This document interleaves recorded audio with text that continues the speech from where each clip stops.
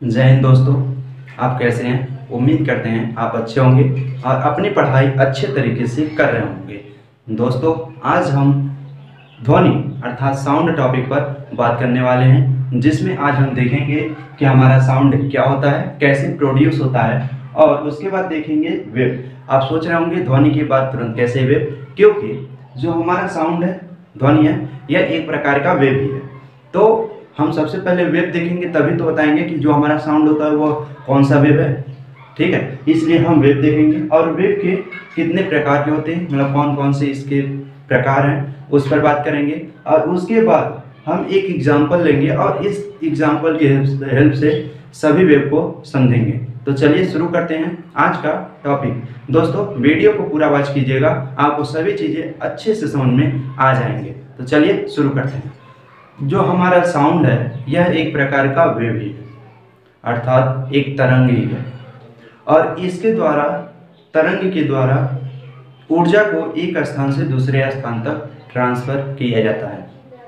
दोस्तों, जो हमारा ध्वनि है, यह हमारा वाइब्रेशन से प्रोड्यूस होता है, मतलब वाइब्रेशन होता है तभी हमारा ध्वनि उत्पन्न होता है। मान लीजिए आप कुछ बोलना चाहते हैं, तो आप अपने कंठ पर यहाँ पर हाथ रखिए और आप कुछ बोलने का प्रयास कीजिए। आपको ऐसा लगेगा कि यहाँ पर क्या हो रहा है, वाइब्रेशन हो रहा है, अर्थात यहाँ पर वाइब्रेट हो रहा है, तब हम कोई वर्ड बोल पाते हैं। यही जो गूंगे होते हैं, भगवान न करे ऐसा किसी के साथ हो, लेकिन जो गूंगे लोग होते हैं उनमें यहाँ पर वाइब्रेशन नहीं होता है, जिसके कारण वो नहीं बोल पाते हैं। और एक दो एग्जांपल ले लीजिए, जैसे जो हमारा साउंड डीजे है, इसमें भी क्या होता है, आपने देखा होगा जो उसके ऊपर का कवर होता है वह क्या करता है, वाइब्रेट करता है। ठीक है, और वाइब्रेशन के कारण ध्वनि प्रोड्यूस करता है ये एयर में। ठीक है, क्योंकि जितना तेज हम उसके वाइब्रेशन को बढ़ाते हैं, साउंड तेज करने का मतलब है वाइब्रेशन को बढ़ाना। जैसे जैसे हम वाइब्रेशन को बढ़ाते हैं, वो क्या होता है, साउंड उतना तेज, अर्थात ध्वनि को उतना तेज उत्पन्न करता है। तो इसमें हम क्या लिख सकते हैं कि यह एक प्रकार का वेव है।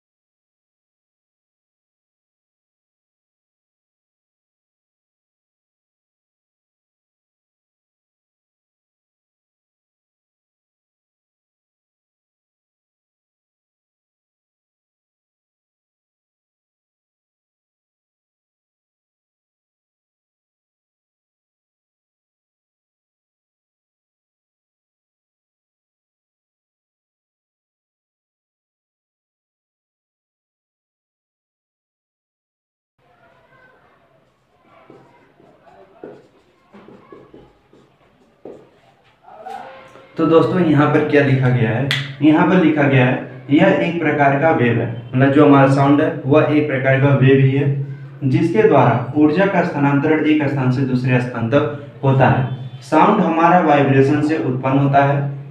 ठीक है, उत्पन्न होता है। जो भी वस्तुएं वाइब्रेट करती हैं वे ध्वनि उत्पन्न करती हैं। हाँ, ये हो सकता है कि आप उस ध्वनि को नहीं सुन पाते हैं। जैसे मैं इसको ले लिया और इसको ऐसे ऐसे कर रहा है, तो ये क्या कर रहा है, वाइब्रेट कर रहा है, लेकिन ये जो ध्वनि उत्पन्न कर रहा है हम सुनने योग्य नहीं है।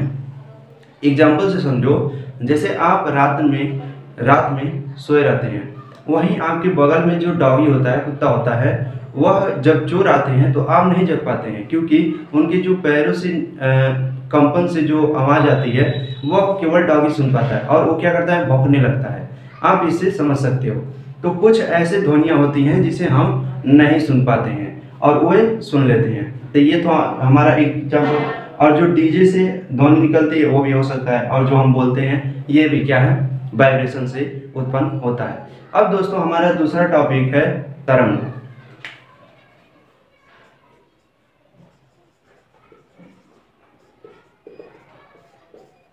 जो हमारा वेव होता है इसके द्वारा क्या होता है, जो हमारा वेव होता है इसके द्वारा ऊर्जा का स्थानांतरण अर्थात एनर्जी का स्थानांतरण होता है एक स्थान से दूसरे स्थान तक। वेव कोई अलग चीज नहीं है, वेव में केवल एक ही चीज होता है, ऊर्जा का ट्रांसफर होता है। ठीक है, उसी को हम दे देते हैं वेव। अब इसका एग्जांपल समझ सकते हो तुम।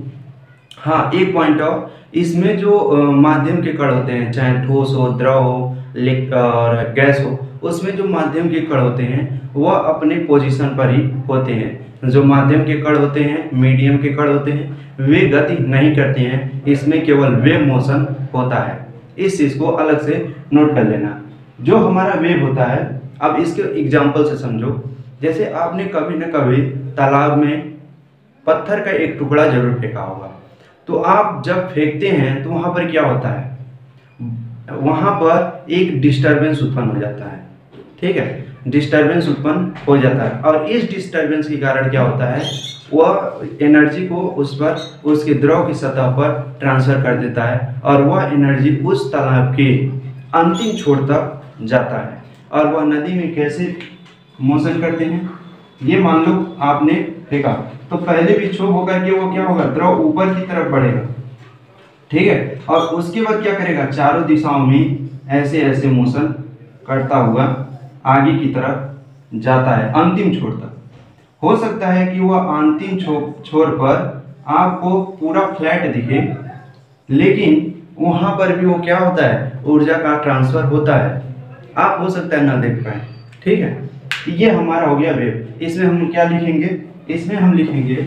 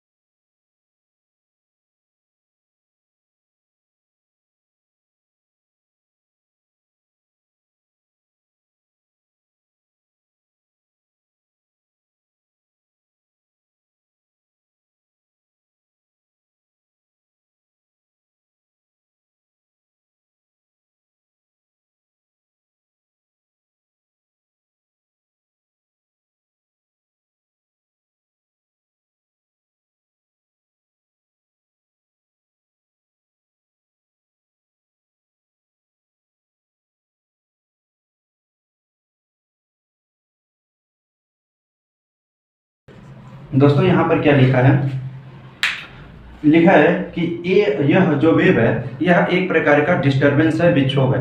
अर्थात जो हमारा वेव उत्पन्न होता है यह डिस्टरबेंस के कारण होता है। ठीक है, डिस्टरबेंस जिसके द्वारा ऊर्जा का स्थानांतरण एक स्थान से दूसरे स्थान तक होता है। लेकिन जो माध्यम के कण होते हैं यह गति नहीं करते हैं, वे अपने पोजीशन, यहाँ पर जो हम फिगर बनाने जा रहे हैं उसे अलग से लिख लेना। यहाँ पर जो माध्यम के कण होते हैं ये अपने पोजीशन के ऊपर या नीचे गति करते हैं, ये आगे की तरफ गति नहीं करते हैं। ठीक है, और इसमें जो वेव होगा वह तुम्हारा आगे की तरफ ट्रेवल करता है। ठीक है, ये क्या होंगे, माध्यम के कण अपने ऊपर नीचे केवल मोशन करेंगे, और ये तुम्हारा वेव का मोशन है। ठीक, या फिर जो माध्यम के कण होंगे वह इधर की तरफ और इधर की तरफ गति करेंगे, लेकिन अंत में वे क्या होते हैं, अपने पोजीशन पर ही आ जाते हैं। जब मतलब तरंग पूरा ट्रैवल कर चुका होता है, अर्थात एनर्जी पूरा ट्रांसफर हो जाती है, तो वो क्या होता है, माध्यम के कण अपनी पुनः अवस्था में आ जाते हैं। ठीक है, तो ये मान लो ऐसे होगा, तो इस स्थिति में क्या होगा, जो हमारा एनर्जी का ट्रांसफर होगा ऐसे होगा, अर्थात जो वेव होगा इधर की तरफ आगे बढ़ता है। यहाँ चीज वही लिखा गया है, नीचे ऊपर या इधर उधर गति करते हैं। अब हम देखते हैं कि वेव के कितने प्रकार के होते हैं।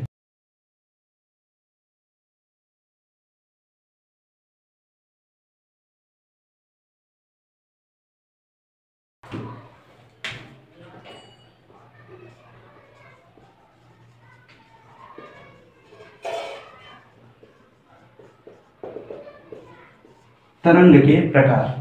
सामान्यतः जो हमारा वेव होता है यह दो प्रकार के होते हैं।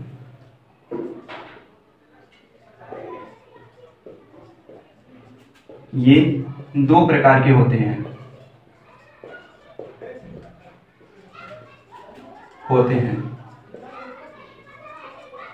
पहला क्या है हमारा, विद्युत चुंबकीय तरंग। विद्युत चुंबकीय तरंग, इलेक्ट्रोमैग्नेटिक वेव। इलेक्ट्रोमैग्नेटिक वेव इसका इंग्लिश वर्ड है। देखो, जो विद्युत चुंबकीय तरंगे होते हैं इन्हें ट्रेवल करने के लिए, एक स्थान से दूसरे स्थान तक जाने के लिए माध्यम की आवश्यकता नहीं होती है। ठीक है, इन्हें किसी भी प्रकार के माध्यम की आवश्यकता नहीं होती है।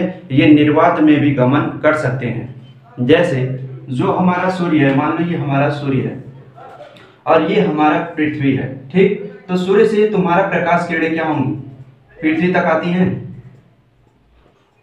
तो पृथ्वी की मान लो कुछ ऊंचाई तक तुम्हारा वायुमंडल है, लेकिन यहाँ पर तुम्हारा वायुमंडल नहीं ना है।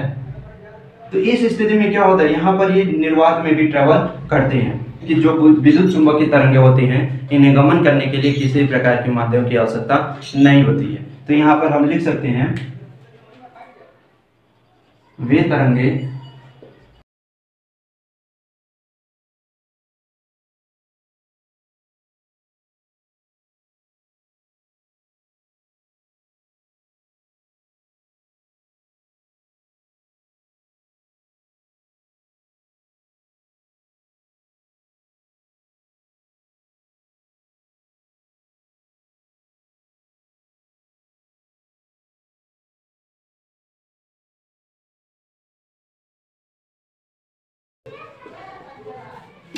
तो यहाँ पर दोस्तों क्या लिखा है कि वे तरंगे जिन्हें गमन करने के लिए माध्यम की आवश्यकता नहीं होती है, अर्थात वे निर्वात में भी गति कर सकते हैं, चल सकते हैं।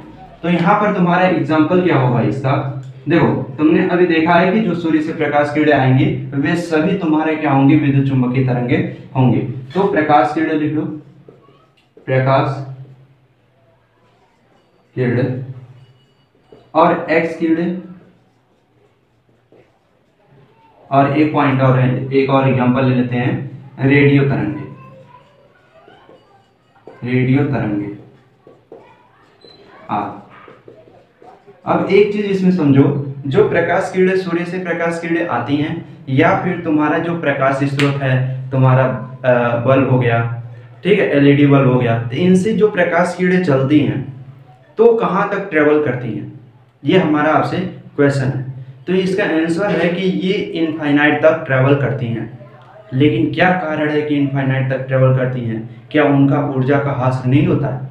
होता है, लेकिन इनफाइनाइट तक ये ट्रेवल करती हैं, ये सही है। कैसे? यहाँ पर देखो लिखा है कि विद्युत चुंबकीय तरंग, यानी कि इनमें विद्युतीय क्षेत्र भी है और चुंबकीय क्षेत्र भी है। अब बताओ, विद्युतीय क्षेत्र के कारण चुंबकीय क्षेत्र जनरेट होता रहेगा विद्युत क्षेत्र के कारण, और चुंबकीय क्षेत्र के कारण तुम्हारा विद्युत क्षेत्र उत्पन्न होता रहेगा। जो हमारा फैराडे नियम है वो कहता है कि चुंबकीय क्षेत्र के कारण विद्युत क्षेत्र उत्पन्न होता रहेगा। तो ये क्या हो रहा है, एक दूसरे में आपस में ही एक खत्म होता है, दूसरा उत्पन्न हो जाता है। तो यानी कि इससे क्या होगा, कुछ एनर्जी मिलता रहेगा और ये इनफाइनाइट तक ट्रेवल करती हैं।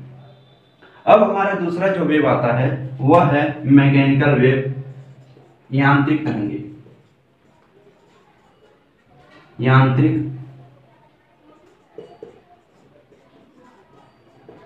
तरंगे, मैकेनिकल वेव्स।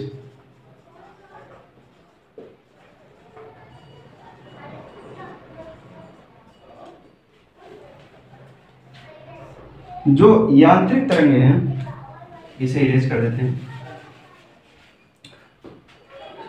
जो हमारी यांत्रिक तरंगे हैं, मैकेनिकल वेव्स, इन्हें गमन करने के लिए माध्यम की आवश्यकता होती है, ठीक है। लेकिन जो माध्यम होना चाहिए उसमें एक शर्त है।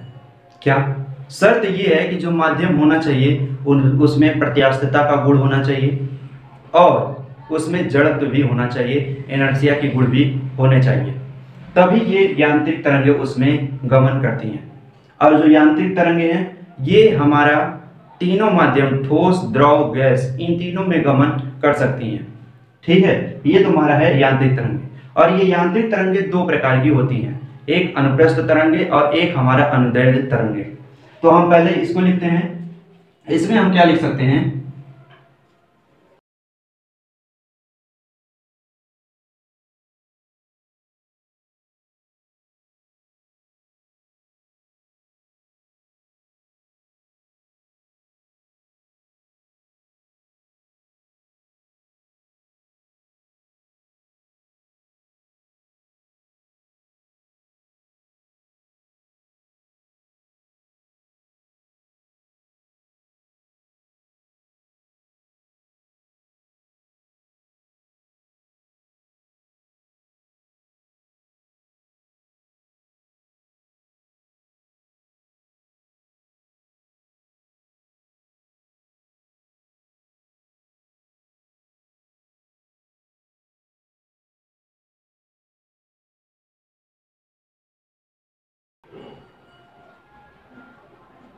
तो यहाँ पर दोस्त क्या लिखा है हमारा, यहाँ पर लिखा है कि वे तरंगे जिन्हें गमन करने के लिए माध्यम की आवश्यकता होती है तथा वे तीनों माध्यम में, वे तरंगे तीनों माध्यम ठोस द्रव गैस में गति कर सकती हैं और माध्यम में प्रत्यास्थता और जड़त्व का गुण होना चाहिए, वे तरंगे यांत्रिक तरंगे होती है।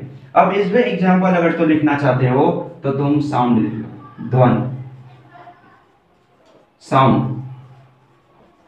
अभी यहाँ पर हमारा खत्म नहीं हुआ है कि एग्जाम्पल हो गया साउंड यहीं पर खत्म नहीं, इसके भी दो टाइप्स के होते हैं, एक अनुप्रस्थ तरंगे होती हैं ट्रांसवर्स वेव्स, और एक तुम्हारा अनुदैर्ध्य तरंगे होते हैं लॉन्गिट्यूडिनल वेव्स, उन्हें भी हम समझते हैं।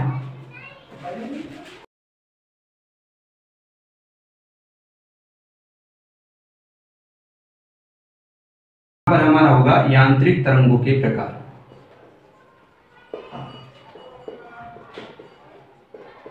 के प्रकार, तो ये दो प्रकार के होते हैं, ये दो प्रकार के होते हैं। ठीक, पहला अनुप्रस्थ तरंगे,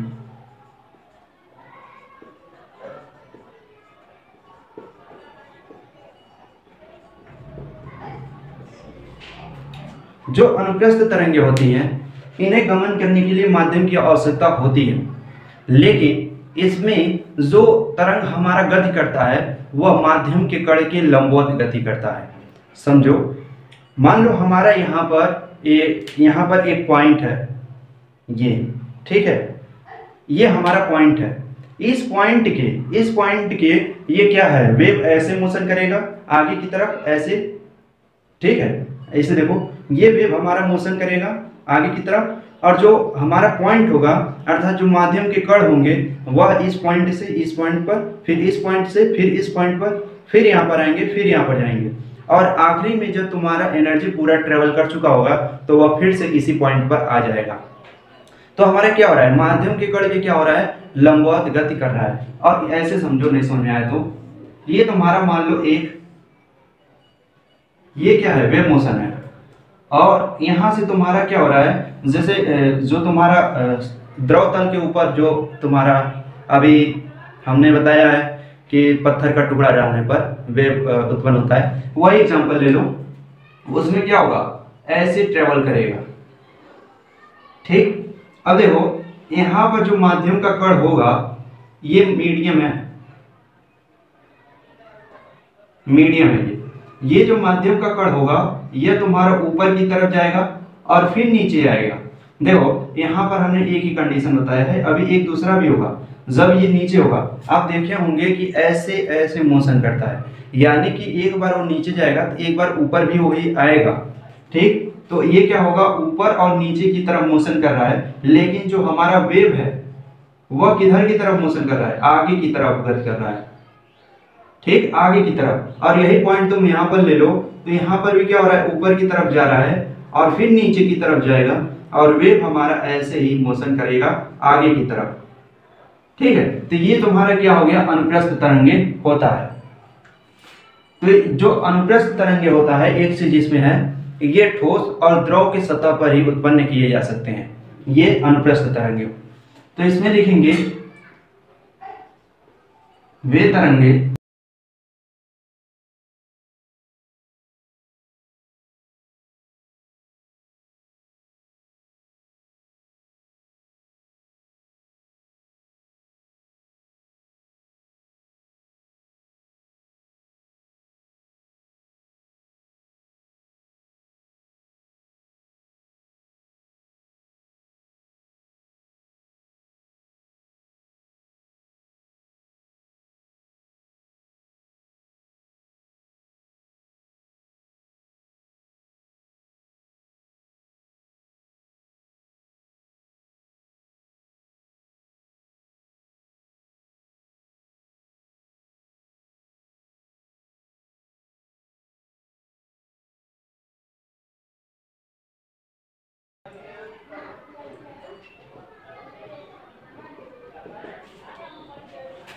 तो दोस्तों यहाँ पर लिखा क्या है, वे ये दो प्रकार के होते हैं अनुप्रस्थ तरंगे। वे तरंगे जिनमें तरंग माध्यम के कणों के लंबवत गति करता है तथा माध्यम के कण अपनी स्थिति के ऊपर नीचे मोशन करते हैं। मतलब वो कह सकते हैं गति नहीं करते हैं, क्योंकि आखिरी स्थिति में वो क्या होगा, फिर से अपनी पोजीशन में आ जाएगा।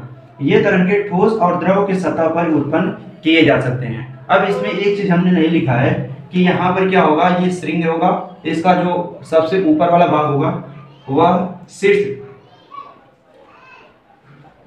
और ये तुम्हारा होगा गर्त। ठीक है, ये तुम्हारा होगा गर्त।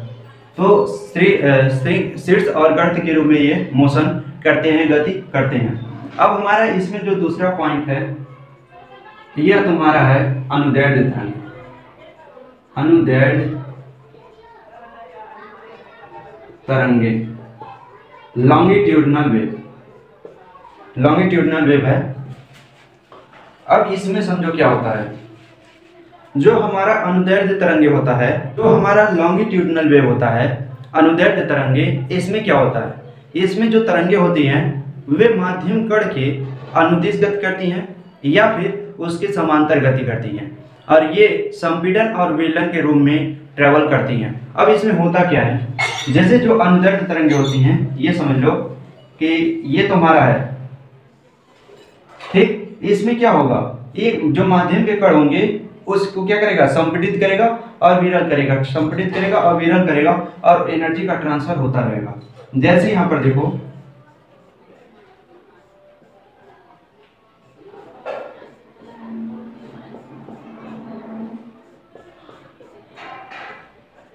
अब इसमें देखो यहां पर क्या है, कंप्रेसर, और यहां पर भी है और यहां पर भी है,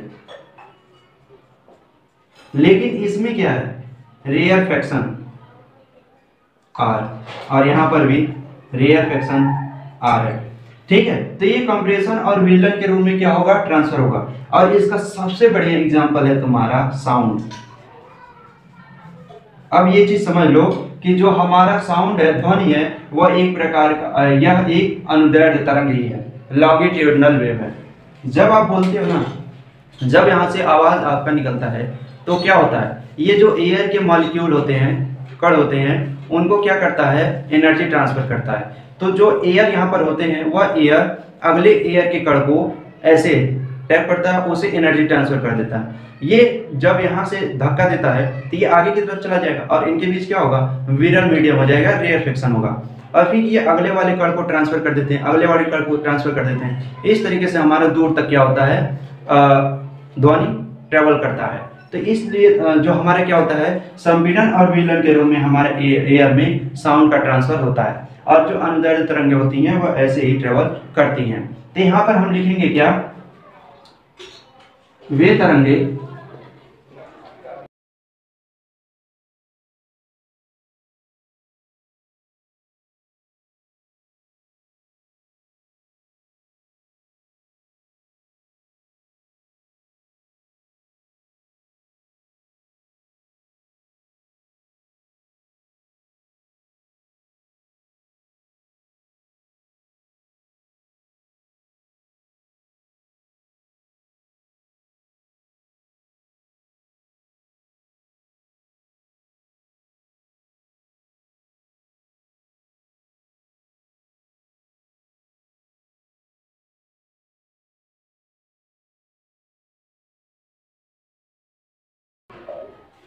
तो यहाँ पर दोस्तों क्या लिखा है कि वे तरंगे जो माध्यम के कणों के अनुदिश या समांतर गति करते हैं अनुदैर्ध्य तरंगे कहलाती हैं। और इसमें होता क्या है, इसमें तरंगे संपीड़न तथा विलयन के रूप में गति करते हैं, जो यहाँ पर लिखा गया है सी और आर। तो यहाँ पर क्या हो रहा है, कभी संपीड़न हो रहा है तो कभी विलयन हो रहा है। और यहाँ पर अगर तो एग्जाम्पल लिखना है तो हमारा क्या है, साउंड है,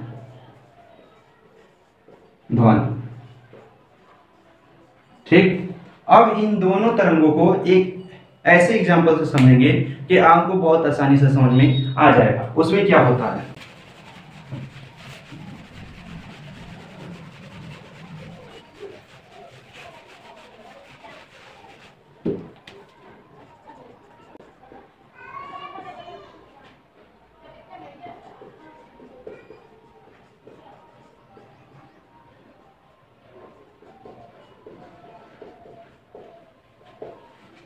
यहाँ पर लिखा है प्लास्टिक स्प्रिंग। जी हाँ दोस्तों, आपको एक प्लास्टिक स्प्रिंग लेना है और उसके एक छोर को, देखो प्लास्टिक स्प्रिंग लेना है, लोहे के स्प्रिंग की बात नहीं कर रहा हूँ, मजबूत वाला ले लेना, नहीं उससे होगा ही नहीं।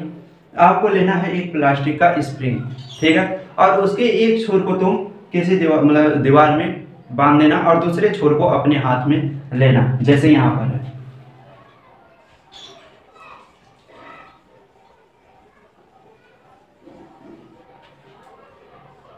और यहां पर तुम क्या कर रहे हो, एक हाथ में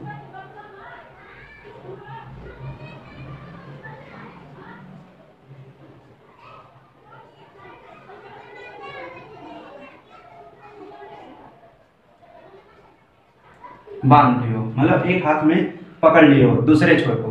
अब आपको करना क्या है, आप ये एक्सपेरिमेंट कर सकते हैं उस दूसरे छोर पर बंधे में, और एक छोर पर आप पकड़े तो आपको करना क्या है, ऐसे करना, ठीक है, ऊपर नीचे।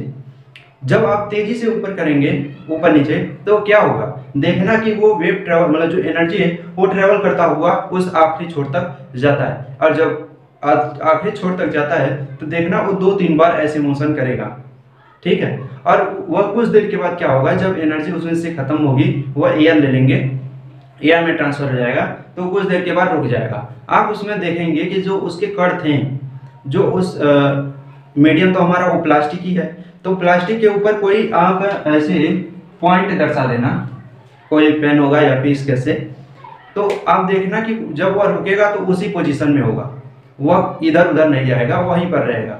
इससे आप समझ सकते हो कि जो हमारा मीडियम के कण होते हैं वह केवल ऊपर नीचे होते हैं, लेकिन जब वह स्थिर अवस्था में आते हैं तो पुनः अपनी स्थिति में ही आ जाते हैं। तो उसमें क्या होगा, ये देखो, उसमें होगा क्या, ये ऊपर जाएंगे और नीचे आएंगे, फिर ऊपर जाएंगे, फिर नीचे आएंगे, इस तरीके से क्या होगा, मोशन करेगा ये, ठीक है। और इसमें जो पॉइंट तुम दर्शाए होगे वो पॉइंट वहीं का वहीं एज इट इज रहेगा। अब आपको क्या करना है कि इसके मतलब ये तो तुम्हारा हो गया अनुप्रस्थ तरंग के लिए। अब अनुदैर्ध्य तरंगों को यदि समझना है तो इसमें से 2-4 को ये 4 को तुम हाथ में ऐसे दबा लो, ठीक है। मतलब दबाने के बाद करना क्या है, उसे एक बैग छोड़ना है। जब एक बैग तुम छोड़ोगे ना तो देखना क्या होगा, वो क्या होगा, एनर्जी आगे की तरफ ट्रेवल करेगा और कुछ उसमें जो चूड़ी होंगे आपस में एकदम नजदीक हो जाएंगे, फिर दूर हो जाएंगे, फिर नजदीक हो जाएंगे, फिर दूर हो जाएंगे। इस तरीके से वो क्या होगा, ट्रेवल करेगा एनर्जी। और जब वो स्थिर अवस्था में आएगा, इसमें क्या हो रहा है, एक बार कहीं नजदीक हो जा रहा है तो यह क्या हो जा रहा है, कंप्रेशन हो जा रहा है, और उसके बाद जब वो दूर हो जा रहे हैं तो वहाँ पर क्या हो जा रहा है, वहाँ पर रेयरफेक्शन हो जा रहा है दूर होने पर, ठीक है। तो इस तरीके से तुम्हारा अनुदैर्ध्य तरंग का ये एग्जांपल हो जाएगा, आप देख सकते हो। तो दोस्तों यहाँ तक हमारा था ये साउंड, जिसमें हम समझे कि इसके वेव क्या होते हैं और ये कौन सा वेव है हमारा साउंड। अगले लेक्चर में हम देखेंगे कि जो इसके प्रॉपर्टीज हैं, तीव्रता हो गया, ध्वनि की तीव्रता देखेंगे, तारत्व देखेंगे, इस पर हम अगले लेक्चर में बात करेंगे। और उस लेक्चर में आपको और भी मजा आने वाला है, इतना इंटरेस्टेड हो भी है। तब तक के लिए जय हिंद, जय भारत।